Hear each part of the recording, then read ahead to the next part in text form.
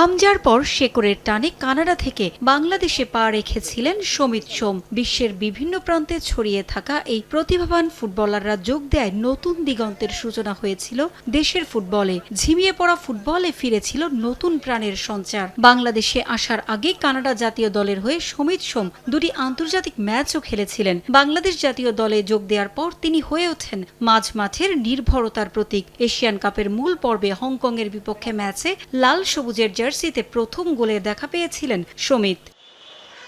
জাতীয় দলের পাশাপাশি কানাডার প্রিমিয়ার লিগের ক্লাব ক্যাভেলারি এফসির গুরুত্বপূর্ণ সদস্য ছিলেন সমিত সোম। গত জানুয়ারিতে 3 বছরের চুক্তি শেষে নতুন ঠিকানার খোঁজে ছিলেন। শেষ পর্যন্ত তার ঠিকানা হয়েছে কিংবদন্তি ব্রাজিলিয়ান তারকা পেলে ও জার্মান কিংবদন্তি ফ্রাঞ্জ বেকেনবাওয়ারের খেলা ক্লাব নিউ ইয়র্ক কসমসে। 1970-এর দশকে পেলে এবং জার্মান কিংবদন্তি বেকেনবাওয়ার এই ক্লাবের হয়ে খেলে ইতিহাস গড়েছিলেন।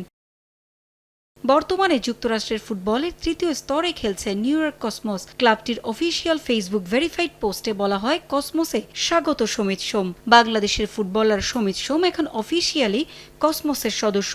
মেজর লিগ সকার এবং কানাডার প্রিমিয়ার লিগ মিলে প্রায় 1 দশকের পেশাদার ফুটবলের অভিজ্ঞতা রয়েছে তার। সমিতের এই অভিজ্ঞতা কসমসের মিডফিল্ডকে আন্তর্জাতিক মঞ্চে আরও শক্তিশালী করবে।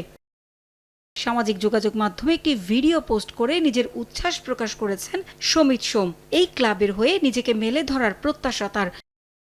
তবে চুক্তির শর্ত বা অন্য কোনো বিষয় নিয়ে কিছুই জানায়নি ক্লাবটি। পেলে বেকেনবাওয়ারদের পদচিহ্ন রেখে যাওয়া ক্লাবে নিজের ভবিষ্যৎ আরও মজবুত করতে চান সমিত।